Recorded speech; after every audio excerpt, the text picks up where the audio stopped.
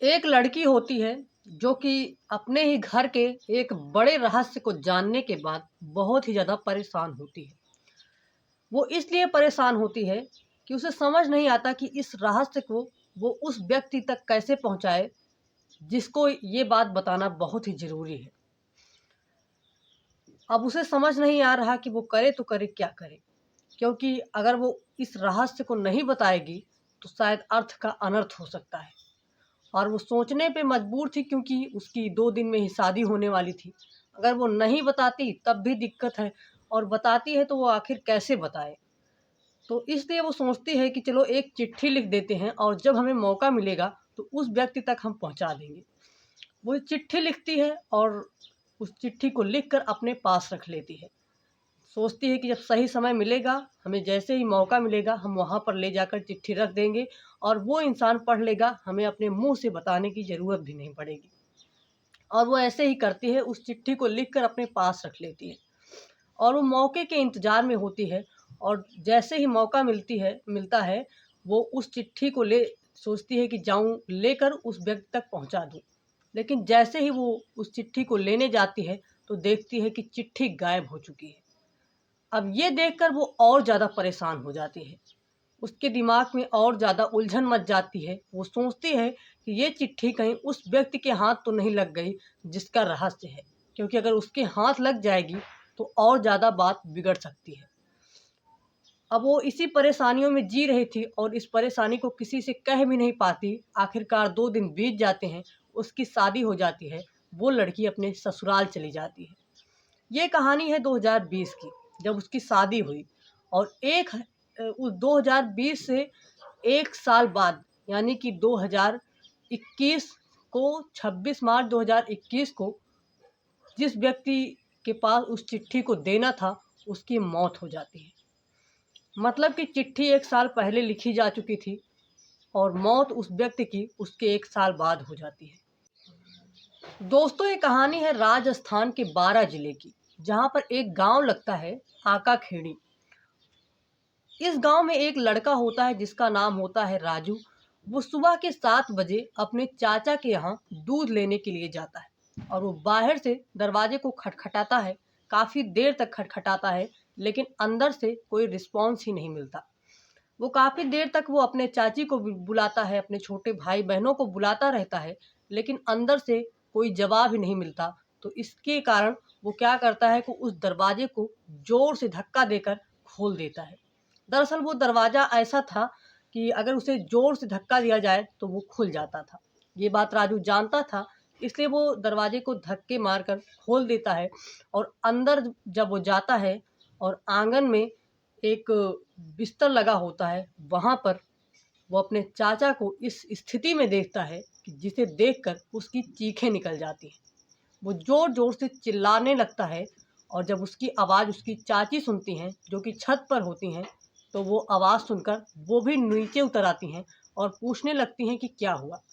वो बताता कि उसके पहले ही उनकी नज़र भी अपने मरे हुए पति पर पड़ती है, जो कि बहुत ही ज़्यादा खतरनाक स्थिति में थे, जिन्हें देखकर ऐसा लग रहा था कि इनके ऊपर किसी ने धारदार हथियार से वार किया है और वो शरीर कई टुकड़ों में बिखर गई हो।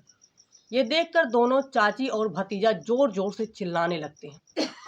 वहीं जो उनकी चाची होती हैं, उनके 2 बच्चे और होते हैं, जो कि एक बगल वाले कमरे में अंदर बंद थे और बाहर से मतलब दरवाज़ा बंद कर लिया गया था। ये आवाज़ सुनकर वो बच्चे भी आते हैं और जब वो बच्चे आते हैं तो पूछने लगते हैं कि क्या हुआ?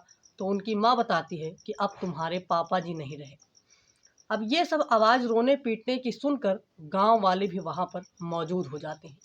ये सब स्थिति देखते हैं, उसके बाद उसी में से कोई इंसान वहीं के एक थाने में फ़ोन कर देता है और बताता है कि एक प्रेम नारायण मीणा जी, जो कि मध्य प्रदेश के फतेहपुर में एक शिक्षक के मतलब सरकारी शिक्षक के पद पर हैं और उनकी मौत हो गई है, जिनकी उम्र है 45 साल। और ये सब सुनकर पुलिस काफ़ी भारी भरकम टीम में आती है और साथ में एक सीआईडी कुत्ता भी लेकर आती है। वो कुत्ता जब आता है चारों तरफ वो घर में ही घूमता रहता है, कभी छत पर जाता है, कभी नीचे आता है, वो घर के बाहर नहीं निकलता, जिसे देखकर ऐसा लग रहा था कि कातिल घर में ही है।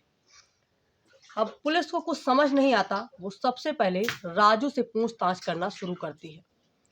अब राजू को जब हिरासत में लेती है तो राजू बताने लगता है कि हम सुबह 7 बजे रोज दूध लेने आते हैं और उसी तरह हम आज भी दूध लेने आते हैं, तो काफ़ी देर तक दरवाज़ा खटखटाते रहते हैं, लेकिन कोई दरवाजे को खोलता नहीं, इसलिए हम धक्के मारकर दरवाजे को खोलते हैं और अंदर चले आते हैं। और जब अंदर आते हैं तो अंदर का नज़ारा देखकर हमारे भी होश उड़ गए।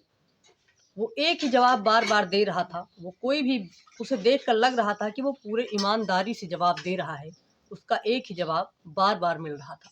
उसके बाद दूसरे नंबर पर उसकी चाची जिनका नाम रुक्मणी होता है, उनसे पूछताछ की जाती है।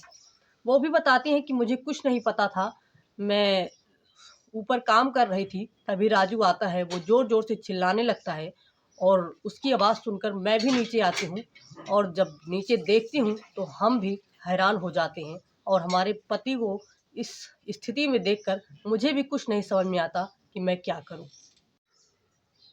उसके बाद पुलिस जो राजू के छोटे भाई-बहन होते हैं, चचेरे भाई-बहन, उनसे पूछताछ करती है। उन बच्चों को ले जाकर एक कमरे में एकांत में उन बच्चों से पूछताछ करती है।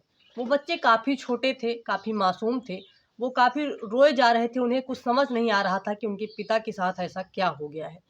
लेकिन तभी वो जो छोटी बच्ची होती है जिसका नाम ऋचा होता है, वो उस पुलिस को एक पर्ची लाकर थमा देती है। ये वही पर्ची थी जो उसकी बड़ी बहन ने लिख कर रखी थी अपने पिता को देने के लिए, लेकिन वो दे नहीं पाती है, उसकी शादी हो जाती है। जिसमें लिखा हुआ था कि लिखा हुआ था कि ये घर का नौकर इस घर में रहने लायक नहीं है, मैं अपनी माँ को बदनाम नहीं करना चाहती, लेकिन इस नौकर को यहाँ से निकाल दीजिए। ये सुनकर पुलिस भी हैरान हो जाती है। खैर उस समय उस घर में कोई भी नौकर था नहीं, तो पूछताछ करने पर उस नौकर का भी पता चलता है जिसका नाम होता है जितेंद्र, जिसको 65,000 रुपये सालाना के हिसाब से रखा गया था, जो कि खेत में भी काम करता था और घर में भी काम करता था। अब उस पूछताछ करते हुए पुलिस उस नौकर के घर पहुंचती है और उस नौकर को भी वहीं पर बुलाया जाता है जहां पर एक घटना हुई थी। रुक्मणी को और नौकर को एक एकांत कमरे में ले जाकर पुलिस घंटों तक पूछताछ करती है, लेकिन वो दोनों पुलिस को लगातार उलझा रहे थे, सच्चाई बताने से मुकर रहे थे। पुलिस को भी पता था कि ये ऐसे तो अपनी सच्चाई नहीं कबूल करेंगे, इसलिए वो मारपीट करना शुरू कर देती है। और जब सख्ती से पूछताछ होती है, उन्हें पूरे दिन टॉर्चर किया जाता है, तो वो भी सच्चाई को सामने लाकर रख देते हैं और सच्चाई सुनकर आपके भी होश उड़ जाएंगे। दरअसल जो प्रेम नारायण मीणा जी थी, जो कि मध्य प्रदेश में जिनका कत्ल हुआ था, जो कि मध्य प्रदेश के फतेहपुर में सरकारी शिक्षक थे, वो अक्सर वहीं पर रहा करते थे और 20 से 25 दिन पे अपने घर आया करते थे, वो भी मात्र 1 से 2 दिन तक। तब तो इनकी हरकतें बिल्कुल सही रहा करती थी, लेकिन एक बार वही 2021 में जब लॉकडाउन लगा तो इन्हें काफ़ी समय के लिए अपने घर पर आना पड़ा और जब घर पर आना पड़ा तो जो ये रुक्मणी थी और वो जो नौकर जो कि उनसे 8 साल छोटा था, ये काफ़ी दिनों से एक साथ नहीं हो पाए थे, मिल नहीं पाए थे और इसी की तलाश में ये रहते हैं। और जब ये दोनों एक साथ मिलते हैं तो ये चीज़ उनका पति देख लेता है। उनके ना रहने पर इन दोनों का अफेयर चलने लगा था। ये बात किसी को पता नहीं थी। उनकी जो बड़ी बेटी थी उसने कई बार इस स्थिति में देखा था, लेकिन वो किससे कहती, वो अपने पिता से कह नहीं पा रही थी और माँ से कैसे कहे जब उसके ही अंदर सारे अवगुण भरे हुए थे। वो अपने पिता को बताने की कोशिश की, लेकिन वो नहीं बता पाई, क्योंकि वो चिट्ठी के माध्यम से बताना चाहती थी तो वो चिट्ठी भी गायब हो गई। वो चिट्ठी उनके छोटे भाई बहनों ने रख ली थी, जिन्हें ये भी नहीं पता था इस चिट्ठी में लिखे हुई बात का क्या अर्थ है, क्या मतलब है इसका। उन बच्चों ने रख ली थी। आखिरकार उसकी शादी हो गई, वो वहाँ चली गई और उसके बाद ये सब घटना घटित हो गई। अब जब वो लॉकडाउन में आए थे तो इन दोनों को काफ़ी दिन से ये तलाश थी कि हम दोनों मिलें, लेकिन ये मिल नहीं पा रहे थे। और इस तलाश में एक दिन ये दोनों मिलने की कोशिश करते हैं और ये चीज़ उनका पति देख लेता है, जिसका नाम प्रेम नारायण मीना होता है, जिसकी हत्या हो चुकी है। और देखने के बाद वो अपने पत्नी को बहुत मारता पीटता है और राजू को घर से भगा देता है। पत्नी को इतना मारा पीटा कि पत्नी ने उसी दिन अपने पति की हत्या करवा दी। रात के समय उसने दरवाज़ा खोल दिया और जो नौकर था, जिसका नाम जितेंद्र था, वो अपने कई दोस्तों के साथ धारदार हथियार लेकर आता है और प्रेम नारायण मीना को संभलने का मौका भी नहीं देता और एक पे एक वार करके उनकी हत्या कर देता है। ये सारे जुर्म उन लोगों ने कबूल कर लिए और आखिरकार कातिल पकड़े गए। दोस्तों, आजकल ऐसे क्राइम हो रहे हैं, ऐसे अपराध हो रहे हैं कि लोगों का अपने रिश्तों से विश्वास हटता जा रहा है। आपका कोई कितना भी करीबी हो, किसी पर भरोसा न करना। ये कहानी सुनाने का हमारा सिर्फ एक ही उद्देश्य है कि आप सतर्क और सावधान हो पाएँ। धन्यवाद।